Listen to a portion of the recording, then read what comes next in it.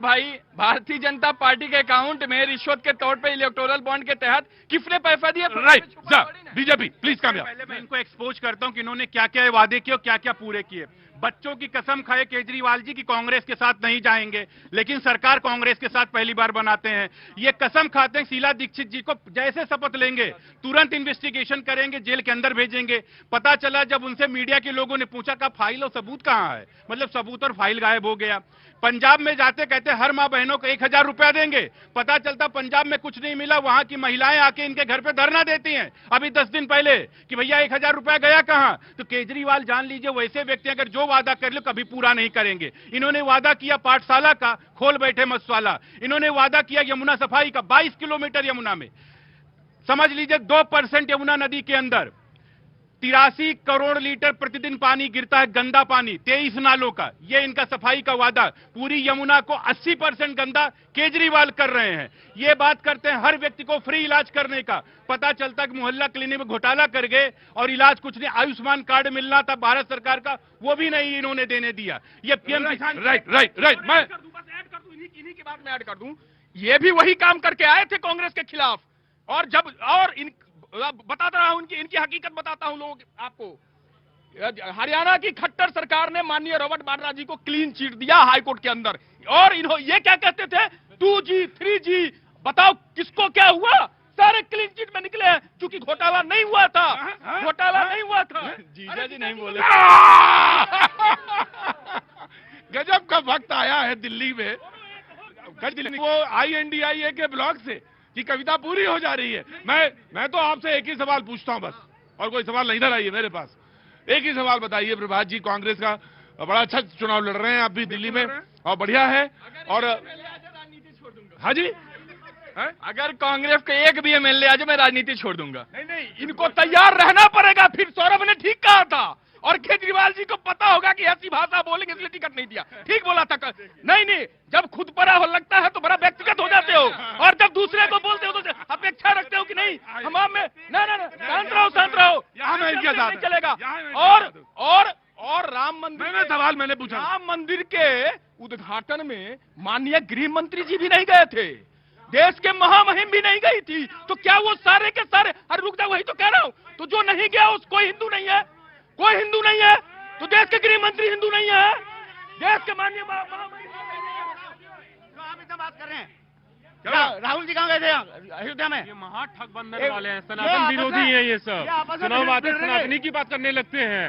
हरियाणा और महाराष्ट्र देखने के बाद पूरा देश जो है जान चुका है कि बटेंगे तो कटेंगे, एक है तो सेफ है। मैंने ये सवाल नहीं पूछना था मुझे। रुको, आ रहे गुरु जी। सारे भाई हिंदू है यहाँ पे। अरे जी ठीक है, अरे मुझे मालूम है हिंदू, मैं ले चलूंगा तुमको हिंदू। मैंने तो एक ही सवाल पूछना है आपसे। प्रभात जी यहाँ आइए, और सवाल कोई नहीं है। रुको भाई, अरे रुको भाई, अरे रुको यार, अरे भाई साहब रुको, अरे रुको, अरे रुको यार, तुम्हारे मतलब का सवाल पूछना तो मुझे, तुम्हारे काम का सवाल पूछना तो रुको, एक मिनट रुको जी। नहीं, जलवा नहीं है, सांस तुम्हारी आ रही, ऊपर वाला दे रहा है। मैं तुमसे एक सवाल पूछ रहा हूं, और मुझे ये बताइए कि 25 लाख रुपए का जो आपने बीमा कहा है कि मैं 25 लाख का बीमा मिलेगा अगर कांग्रेस आएगी, पैसा आएगा कहां से? मैं जवाब दे रहा हूं। हाँ तो पूरी दुनिया इकोनॉमी। तो तुमने उनसे रुको, पूरा सवाल नहीं हुआ।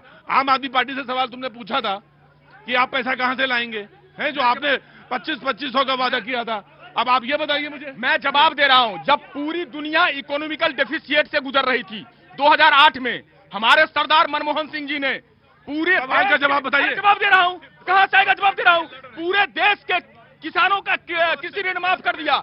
हमारे पास नियत है, हमारे पास लोग हैं जो इकोनॉमी की समझते हैं। केजरीवाल जी की तरह नहीं है, और न तो निर्मला सीतारमण जी की तरह है कि हम प्याज लहसुन खाते ही नहीं भैया, हमको पता ही नहीं प्याज लहसुन। मैंने सवाल क्या पूछा? मैंने क्या जवाब दिया कि हमारे पास ही गर्ज था कि 72,000 करोड़ रुपया माफ किया किसानों का। हमारे पास गर्ज था कि हम दे पाएंगे, पीछे दिया है, आगे देंगे। पैसा कहां से आएगा? पैसा इसी देश का है जो जियो मित्रों को बांटा है। तो तुम्हारे पेट में दर्द क्यों होता है जब ये कहते हैं कि पानी ला पाएंगे ना?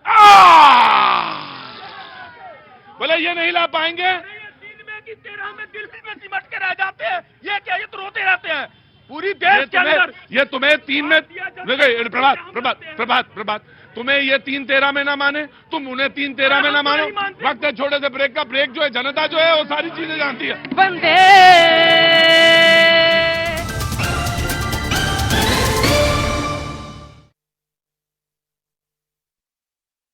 इस प्रकार से चुनाव का माहौल बन गया, तारीखों का ऐलान हो गया। हाँ जी, अब सनातन की बात तो होगी, भगवान राम की भी बात होगी।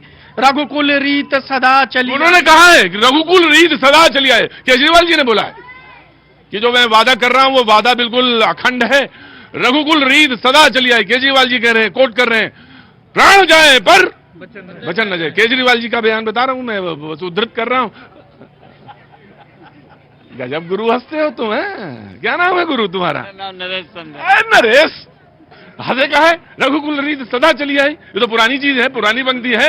केजरीवाल जी ने कोट किया है कि प्राण चले जाए लेकिन मैं अपने वचन पे।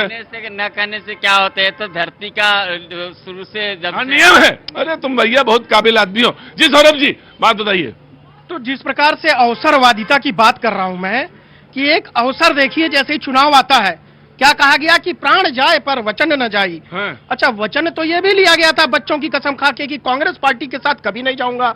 वचन ये भी लिया गया था 2013 में 28 अक्टूबर 2013 का एक ट्वीट है कि शीला दीक्षित जी 10-10 एसी के कमरों में रहती हैं और मेरा हृदय फटता है ये चीजें देख करके कि जनता की गाढ़ी कमाई के पैसे जो है वो मुख्यमंत्री अपने जो है आलीशान बंगले में उड़ाती हैं। ये बाकायदे ट्वीट है 28 अक्टूबर 2013 का।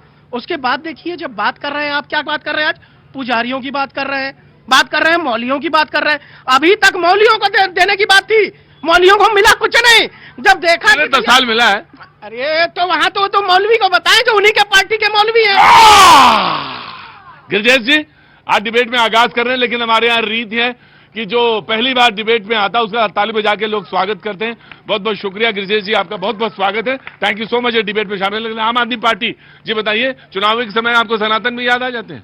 प्रतीक भाई, सबसे पहले तो बधाई। आपको भी बहुत बहुत शुक्रिया जी। सनातन सेवा समिति का आज घोषणा किए हैं। हाँ। देखिए, भारतीय जनता देखिए, मेरा कहना है भारतीय एकदम से अकस्मात जरूरत कैसे पड़ गई सनातन सेवा समिति की? मुझे 2 मिनट दीजिए। बिल्कुल दूंगा। मैं ये पूछना चाहता हूँ, सनातन सेवा समिति की जरूरत कैसे पड़ी? एक एक प्रश्नों का जवाब दूंगा। हाँ। देखिए, सनातन धर्म में साहब आराम से। हाँ जी। सनातन धर्म में और भारतीय संस्कृति में कहते हैं हम और आप निमित्त मात्र हैं। आज आपका यहाँ पे शो हो रहा है तो भगवान की इच्छा है, इसलिए यहाँ पे शो हो रहा है। तो भगवान ने अरविंद केजरीवाल जी को भेजा देश में और नरेंद्र मोदी जी को भेजा, दोनों निमित्त मात्र हैं। और उनको चुना, अरविंद केजरीवाल जी को किस लिए चुना? देश के अंदर शिक्षा क्रांति करने के लिए, स्वास्थ्य क्रांति करने के लिए, महिलाओं को बस फ्री यात्रा दिलाने के लिए, बुजुर्गों को तीर्थ यात्रा कराने के लिए।